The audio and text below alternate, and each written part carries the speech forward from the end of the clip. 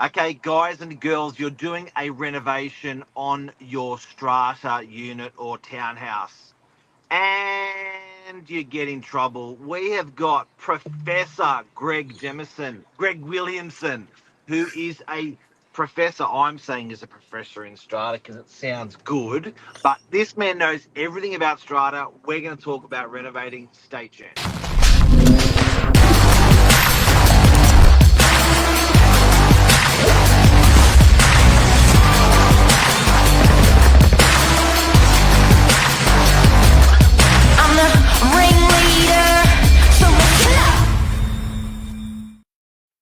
Morning, Greg. Thanks for coming on. Morning, Billy. Hey, That is what a lot of people need in their lives. 1 in 7 living in strata these days. 1 in 7 families are living in strata. This applies to a lot of people. That's a big number. It's going to get worse. 2035, they estimate it's going to be 50%. Wow. Oh. So, ladies and gentlemen, this is a live show. So, any strata questions you want to throw at Uncle Greg, throw them at him. Just right into the comments. So I think it's Novak Properties Facebook will take your comments, and we can have them live here. Yep.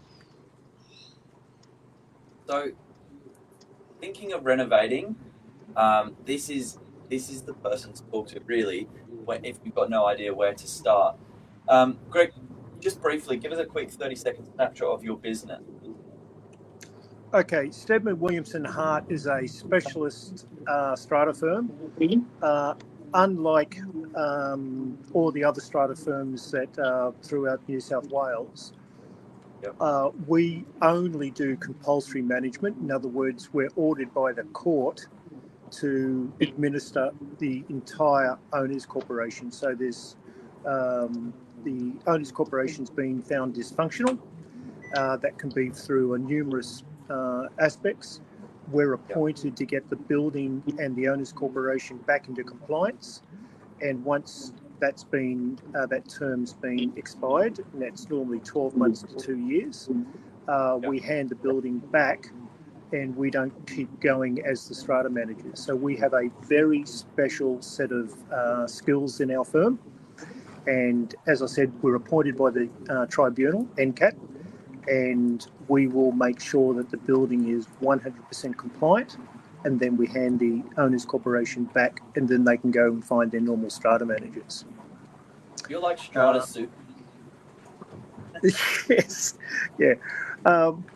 People either do love us because we do get the building back into compliance. If the underlying issue has been just owners that are infighting, we can't fix that. We're there to fix the building and make them compliant. And the problem with strata at the moment, we deem it is now the 4th tier of government. There is so much legislation that overlays being in an owners' corporation. I love that. Yeah, it keeps us into the tribunal, but we have numerous contacts through the industry, engineers, builders, solicitors, you name it. We have to have those professionals sitting behind us because we trust them, and the tribunal trusts us, and the tribunal therefore trusts our contractors.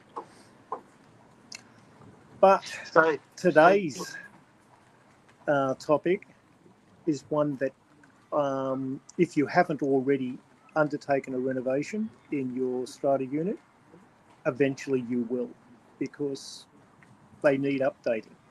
People love to renovate. Yeah, totally. Right. Greg, just a quick one. Sure. What's changed? Because I have been an agent for over 30 years, and doing a kitchen or a bathroom in a unit, most of the time, just get shit done. Absolutely. Now, if you try to pull that off, you're potentially always in trouble. In essence, the Act changed in 2015, and it's made it a lot more compliant on affecting renovations. When I first started in Strata, and when you did a bylaw for a renovation, it may have been lot one is authorised to do a kitchen renovation, and that was the extent of the bylaw. Current bylaws, and the problem with that is that no one knew what that renovation meant or what that entailed. So today, a standard bathroom renovation will run probably 4 or 5 pages of terms, conditions, and it makes it crystal clear of what actually is happening in the unit. What people sometimes don't understand is when they've purchased the Strata unit, in essence, they've purchased airspace. I jokingly say it's the most expensive thing you've paid for nothing, because you own the airspace in essence. And the 4 walls that surround it are common property, the floors are common property, the roof is common property. When you're standing in your shower and the tiles on the shower, that's common property. And that's where a lot of people start having issues. So currently in Strata, there's 3 types of renovations, and they come broken down into 3 categories. Cosmetic, and I'll go into these in more detail. So you've got cosmetic, minor, and major. And cosmetic is very, very simple. It's including installing, replacing hooks or screws for hanging pictures, internal painting and minor painting. And that's basically straightforward. You do not need owners' corporations approval. You just can go ahead and do it. We do recommend, however, if you're going to do that, that you do notify your Strata manager and possibly even leave a couple of notices on the notice board, just advising people that you are doing cosmetic work, and get that clarified by your Strata manager of the day. And because people will sit back and go, what are they doing? What's happening? We're seeing trades coming in and out, and you'll end up having more communications going backwards and forwards trying to justify what you're doing. And if you just put the notice on the notice board, you've spoken to the Strata manager, he understands what we're doing, and it's deemed cosmetic work. End of story. Right. We then move into the second category, which is minor renovations. And this is where people really can start becoming unstuck. Minor renovation is renovating a kitchen, changing your recessing, your lighting, replacing wood or other hardwood floors, installing and replacing wiring and cable to your power access points, or work involving reconfiguring walls. Now, the reconfiguring walls will have to be deemed non-structural walls. You will need to set up a full detail of the scope of works. You'll need to provide your Strata manager all your detailed plans, your contractors and so on and so forth, but you don't require a bylaw, but you still require that application to go onto an agenda at a general meeting, and it has to be approved by 50% or just over 50% of the owners who attend that meeting. Once that's done, you can start. Then you move into what they classify major works, and then major works start getting a lot more complicated. You'll need a lot more detail in your plans. Your scope of works have to be completely detailed. You have to do a bylaw, and this again is where, with due respect to some solicitors that draft bylaws, they will draft a bylaw for the work that's involved in your unit, but they fail to actually cover off how are you going to protect the lift if you've got lifts, lift covers requirement. How are you going to protect the common property carpet? Are you putting runners down? Are you collecting it? How often are you cleaning? If you're chasing in walls, in other words, making a hole in the wall, you're going to have a lot of dust created. you've also then got to look at how you're going to get rid of the waste material in your major works. So if you're ripping up a bathroom tile, as soon as you hear the word waterproofing, you instantly move into major works, and therefore you've got to have these bylaws drafted, and they've got to be very, very specific. And so, Greg, I got a bit lost there. The one between minor and major. So, kitchen was minor, yes, but bathroom is major. soon as soon as you're doing a bathroom, you're on common property, and that becomes major. So even if you decide to say, I don't want to rip up the tiles, I just want to lay tiles over the existing tiles, the tiles on the bathroom floor are common property, and therefore as soon as you attach anything to common property, it becomes common property, and therefore you will require a bylaw. So a lot of people go, oh, it's cheaper if I just put another set of tiles over my tiles. Can do that, not a problem, but you will require a bylaw, and you will require it to be then a major works. And so if where's the pitfall here for the person doing the renovation? Is it lack of education, or they don't? It's the lack of education. Yeah, they don't do the paperwork, or they will get a bylaw drafted. It will go to the general meeting for approval, and a couple of owners say, look, the bylaw is not sufficient for our protection. You haven't mentioned where the skip bin's going. You haven't mentioned enough detail in the scope of work. So the bylaw then gets rejected. You can't commence work until the bylaw is actually approved. So you've then got to go back. It goes back into the circle, and you then go back to your contractor. So the owner's corporation needs more scope. He says, well, I don't understand because I'm just a builder. What do you require? He then goes back to the strata manager. The strata manager says it's not our role to tell you what has to go into the scope of works. They attempt again. They change. They go back to the solicitor. The solicitor then has to add more scope into the bylaw. The strata manager has to call another general meeting. All these are expenses that lot owners going to actually have to pay for. And in our experience, from getting it wrong the first time, or insufficient information in the documentation, you've got somewhere between 5 to 12 weeks of delay. So if you've got your contractor delayed for 12 weeks, you may be finding that you need another contractor because he's moved on and your window of time has gone. Now, if you've got a rental property, it's normally that you're going to do these between tenants, and as we know, Sydney prices. If you're paying $1,000 or getting $1,000 worth of rental, and you've just lost 12 weeks before you can commence, that's your cost to your bathroom. That's the cost of the bathroom. Yeah. Billy, I can't hear you that loud, so if you could just talk up on your next question, please. Can do. Next question.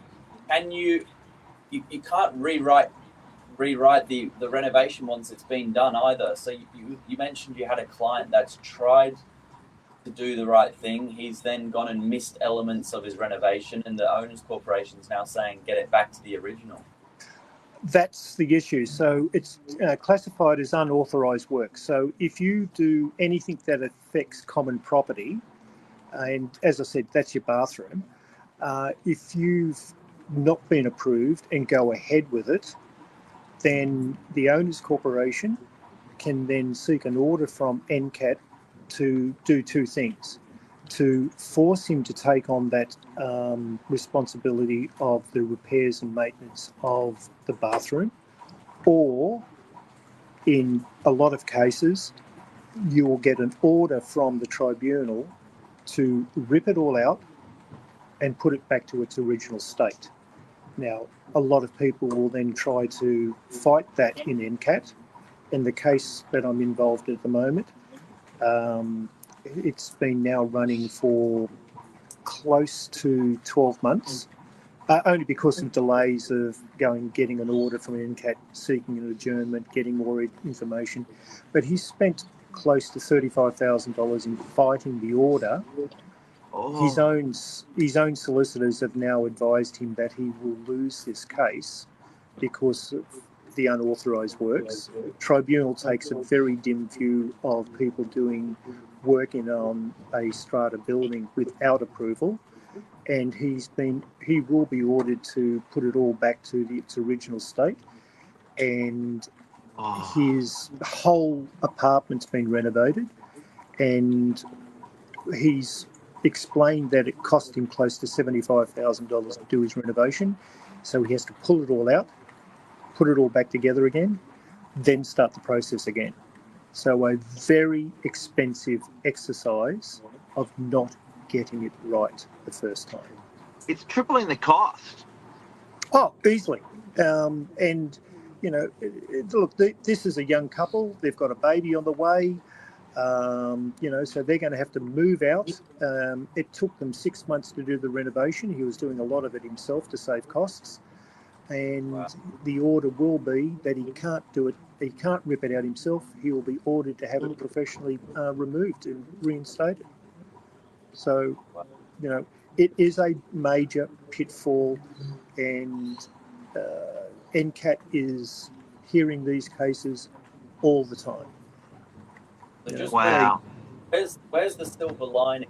Where's the good news for strata owners if they want to renovate? Should they be scared? What do they need to get it right? No, there's no need to be scared. All you need to do, and we've got quite a number of case studies on our website, and you know, we can assist owners of going through the whole process. So one of the things that we do when someone's asked us to help with a renovation is the first thing we do is say, give us all your documentation. We will contact your builders, your contractors, make sure they're all licensed and compliant and actually have all the licenses and waterproofing certificates. A lot of people may be a builder and they're doing bathroom reno, but they may not be licensed to do waterproofing. We'll check all that. We'll look at their scope and we will go back and say, no, the scope's not sufficient. So we will then arrange for the bylaw to be specifically drafted for their building, because a lot of buildings will also have additional bylaws of we want a deposit bond for any works to be taken. That may not be, you know, with due respect to other lawyers, they won't look at the existing bylaws of that particular building. It may also have what hours they can start, where the waste bin and skip bin can be moved, and how long these works have to do. So we'll set the whole package up and then present that back to the client to be able to send that to their strata manager. There won't be a problem, and it should just get instantaneously approved. Now, in saying that, there are times when there's nothing wrong with the bylaw, there's nothing wrong with the scope of works, and it happens in strata. With due respect, and I just use these terms, a lot owner has a dislike to you for whatever reason. They make the bylaw fail. That's not the end of the matter. We just then advise the client what you can then do is go to the tribunal, and the tribunal application will be that my bylaw has been unreasonably refused. The NCAT will look at the reason that the other owners had voted no, and previously you only had to say no. Tribunal now wants to know on what grounds you refused to grant the bylaw. If your grounds aren't truly grounds, in other words, there's nothing wrong with the bylaw, there's nothing wrong with the scope of works, you're just trying to do a renovation, improve your asset of your own unit, tribunal will then order that the strata manager passes the bylaw and registers it. So it's removed from another vote. It will be an NCAT order that the bylaw is passed. And Greg the Strata Guru Swami. Lisa says, such awesome info. Impossible to find this info anywhere if you're looking for it online. So you are a legend. Thank you so much for doing this with us today. I wouldn't mind getting you onto the show as a regular, talking about some of the cases that you've been doing, because these strata cases intrigue me, or they interest me. You know, what people get up to and how they get themselves into bother with strata, because the more awareness out there, less fire people are going to be walking into. I have some beautiful cases, people they buy the ground floor unit and decide to put in a wine cellar. Just because they wanted to go through the slab and go downstairs. Buy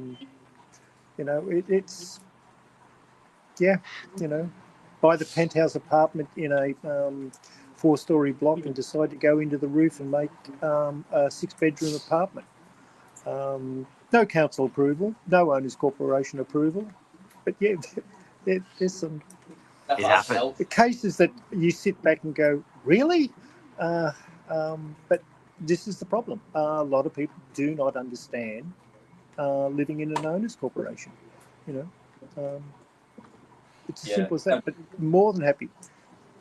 What if the client needs your help? How do they get in touch? Well, we've put your details here. We'll put the details in and just send us an email. Because we do a lot of tribunal court work, it's always easier to send an email first, and then we'll contact the person and we'll just step them through it. Look, strata's not complicated; it's just complex. What I reckon, just to give people an idea, if you're going to do a renovation and you're going to do something in your unit, and they're going to run you guys just to run the application, what's the cheapest people will get away with the application with you guys to do it properly? Oh, look, it's... Where's the start? Look, if you sit back and go, the bylaw and the whole package and our time, look, we estimate it's roughly around about $2,500. That's just not getting the bylaw drafted. That is going through, recontacting your builders, making sure everyone's compliant, because it's then undertaking a strata search, making sure that there's other bylaws that don't overlay, and we estimate that, look, a standard bathroom renovation is going to cost you $25,000-$30,000, depending on the quality and the work you want to do. We don't look at it as an additional cost.